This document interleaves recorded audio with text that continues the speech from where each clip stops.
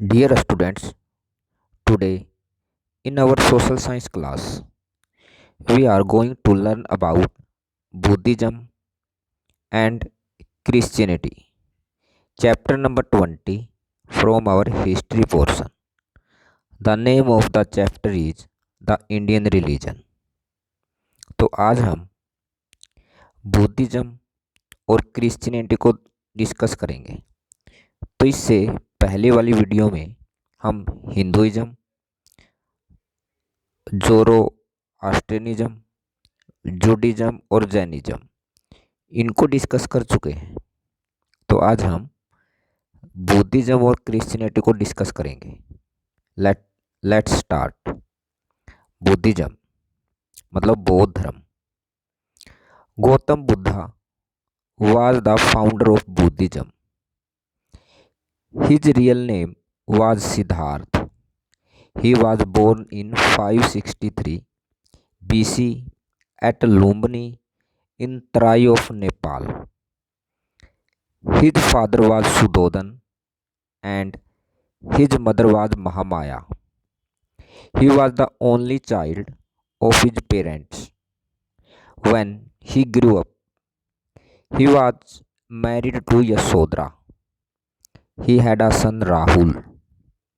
He was totally detached from all the worldly affairs. He realized that worldly goods could not give him real happiness. So he left his home in search of truth and real happiness. तो गौतम बुद्ध ये बौद्ध धर्म का वास्तविक संस्थापक था। उसका जो वास्तविक नाम था वो था सिद्धार्थ।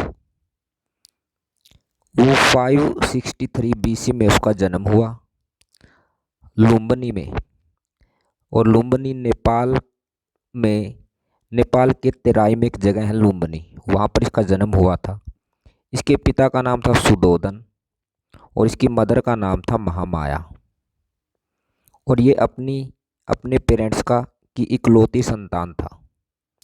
जब ये बड़ा हुआ तो इसका विवाह कर दिया यशोधरा के साथ, और इसका एक बेटा था राहुल। ये सांसारिक चीज़ों से पूरी तरीके से डिटैच हो चुका था, मतलब संसार से इसका ये पूरी तरीके से अलग हो चुका था। उसको महसूस हुआ कि जो ये सांसारिक चीज़ें हैं ये वास्तविक खुशी नहीं दे सकती, तो इसलिए उसने अपना घर छोड़ा और ये सच्चाई और खुशी की तलाश में अपने घर को छोड़कर इसने घर छोड़ दिया था ताकि वो सच्चाई को खोजे।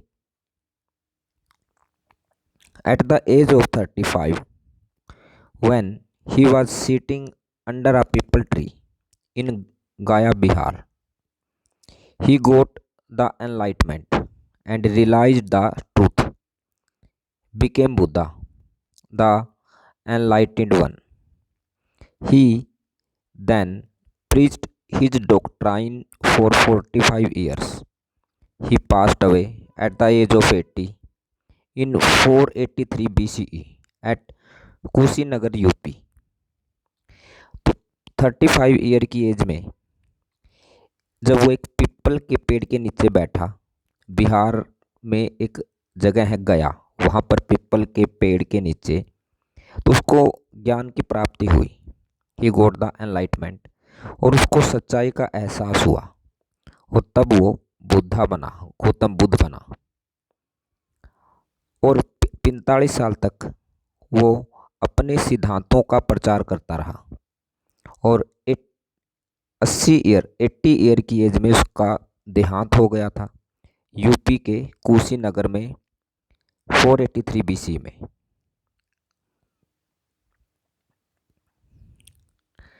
Gautam Buddha realized that the real cause of misery is desire. He expressed four noble truths as the way to overcome desire. These are the following. This world is full of miseries. All suffering are caused by desire. to remove the suffering, one should conquer the desires. Only then nirvana can be attained. तो गौतम बुद्ध को realise हुआ कि दुख का जो main कारण है वो इच्छाएं हैं, डिजायर है, और उसने इस डिजायर को काबू में करने के लिए 4 नोबल ट्रूथ बताए। तो 4 रास्ते बताए जिन पर चलकर हम इन इच्छाओं पर काबू पा सकते हैं। तो ये जो 4 नोबल ट्रूथ थे, ये था कि जो ये संसार है ये दुखों का घर है। This world is full of miseries. और जो ये दुख है, ये जो कष्ट है, इनका मेन कारण है डिजायर। जो हमारी इच्छाएं हैं वो दुख का मेन कारण है। अगर हम इन दुखों से छुटकारा पाना चाहते हैं तो हमें इन इच्छाओं पर काबू पाना पड़ेगा, और तभी जाके हम मोक्ष, निवारण में मोक्ष को प्राप्त कर सकते हैं, मोक्ष पा सकते हैं।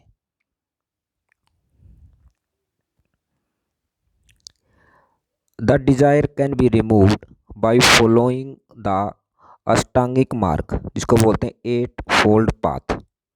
Right observation, right determination, right action, right speech, right livelihood, right exercise, right thinking, right meditation. तो जो 4th है कि इच्छाओं को दूर करने के लिए हमें इन जो 8 फोल्ड पाथ है, जिसको अष्टांगिक मार्ग बोलते हैं, इन पर चलकर हम इच्छाओं को काबू कर सकते हैं। फर्स्ट है राइट ऑब्जर्वेशन, सही समझ। राइट डिटर्मिनेशन होता है सही संकल्प, सही कर्म, सही बोल, सही आजीविका, सही अभ्यास, सही सोच और सही ध्यान। Buddha declared that if one follow the 8-fold path, he attain the desired goal. For example, moksha without the help of any ritual or the priest. He believed in this type of middle path to attain nirvana. तो बुद्धा ने ये declare किया था कि ये जो 8-fold path है, इनको फॉलो करके कोई भी व्यक्ति अपना जो डिजायर गोल है, जो उसकी इच्छा है, उसको पा सकता है। फॉर एग्जाम्पल, अगर मोक्ष पाना चाहता है तो उसको मोक्ष पाने के लिए किसी रीति रिवाज या किसी पूजा पाठ की ज़रूरत नहीं है। तो उसने बताया कि जो ये 8 फोल्ड पाथ है, इनको फॉलो करके हम मोक्ष को प्राप्त कर सकते हैं, निवारण को प्राप्त कर सकते हैं। स्क्रिप्चर्स, जो उसकी बुक्स थी, Mahatma Buddha was silent on the existence of God and discarded caste biases. He organized Sangha, which were open to all. Buddha teachings are compiled in Tripitakas. It contains rules for monks, sermons for people, and Buddhist philosophy. It is in 3 parts. तो जो महात्मा बुद्ध था वो God के existence पर silent था, मतलब उसने इस बारे में कुछ नहीं कहा कि जो गॉड है, भगवान वास्तव में है कि नहीं है। तो इस बारे में वो मौन रहा, और वो जाति कास्ट सिस्टम का विरोध करता था। तो उसने एक संघ बनाया जो सभी के लिए ओपन था, हर कास्ट के लोग वहाँ पर आ सकते थे। जो बुद्धा की टीचिंग्स थी, शिक्षाएं, वो एक बुक में कंपाइल्ड है। उस बुक का नाम है त्रिपिटक्स, और इस बुक के 3 पार्ट है। तो इसमें क्या क्या है, जो मोंक है, जो सन्यासी, उनके लिए रूल्स दिए गए हैं, लोगों के लिए उपदेश, और बुद्धिस्ट फिलोसफी, जो बुद्धिस्ट दर्शन शास्त्र है, उनकी शिक्षाएं हैं, इस बुक में वो कंपाइल की गई है।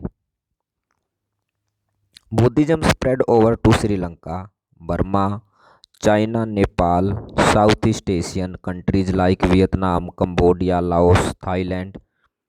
King Ashoka and Kanishk took special interest in popularizing the doctrine of Buddhism in India as well as abroad.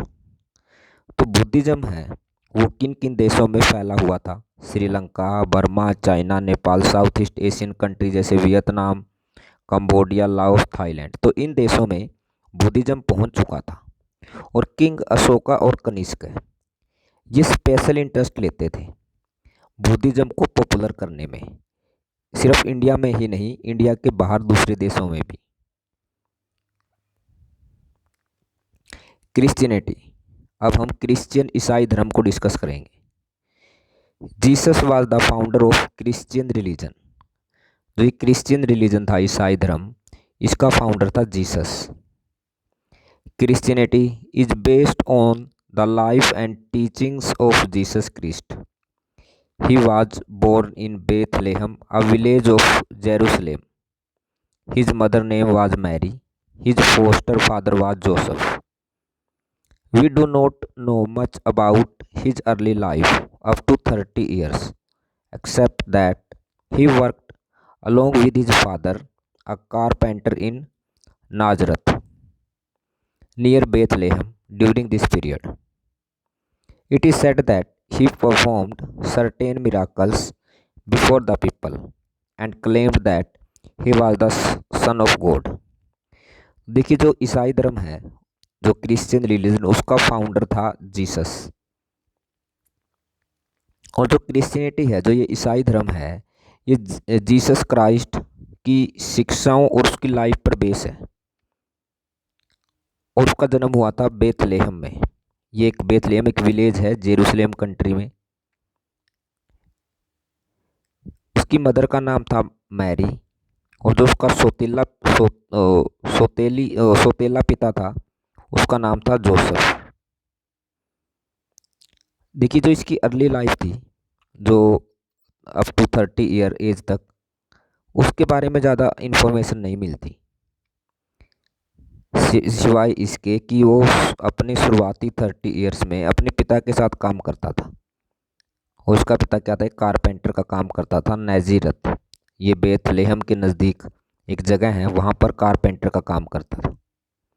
और ऐसा कहा जाता है कि उसी टाइम उसने लोगों के सामने कुछ चमत्कार किए, मिरेकल्स किए, और उसने ये दावा किया कि वो भगवान का दूत है, कि गॉड ने लोगों की हेल्प के लिए उसको भेजा है। He preached that there is only one God. He gave his message to the people in simple language, in the form of stories. He emphasized that God is great healer and he loves his people just as a father loves his children. तो उसने उपदेश दिया कि there is only one God, कि भगवान एक होता है। और उसने अपने मैसेज लोगों को सिंपल लैंग्वेज में दिए, स्टोरीज के माध्यम से। और उसने जोर दिया कि जो गॉड है वो एक महान चिकित्सक है, हीलर है, और वो अपने लोगों से उसी तरह प्रेम करता है जैसे एक पिता अपने बच्चों से। He was fearless and spoke freely against the existing evils of the society. Some of the orthodox people and the rich became his enemies. He called himself the king of Jews, so he was considered as a rival by the Roman rulers. He was then nailed to a cross and killed. Since then, the cross has become a sacred symbol for the Christians. तो वो he was fearless, वो नीडर था। Jesus Christ was fearless, और वो जो समाज में जो बुराइयां थी तो उसके अगेंस्ट वो खुलकर बोलता था, जिसकी वजह से जो कुछ ऑर्थोडॉक्स पीपल थे, जो पुरानी सोच के लोग थे, जो कट्टर लोग थे और जो अमीर थे, रिच थे, वो उसके दुश्मन हो गए थे क्योंकि वो उनके अगेंस्ट बोलता था। वो खुद को, जो जैविस लोग थे, उनका राजा बोलता था, किंग ऑफ जैविस, उनका गुरु मानता था खुद को। तो जो रोमन रूलर्स थे वो उसके विरोधी हो गए थे, और तब उन्होंने इसको पकड़ के इसके क्या किया था, इसको जो कील थी वो उसके क्रॉस कर दी थी, जिसकी वजह से इसकी मौत हो गई थी। और तभी से जो क्रॉस का सिंबल है वो क्रिश्चियन के लिए एक पवित्र सिंबल बन गया था।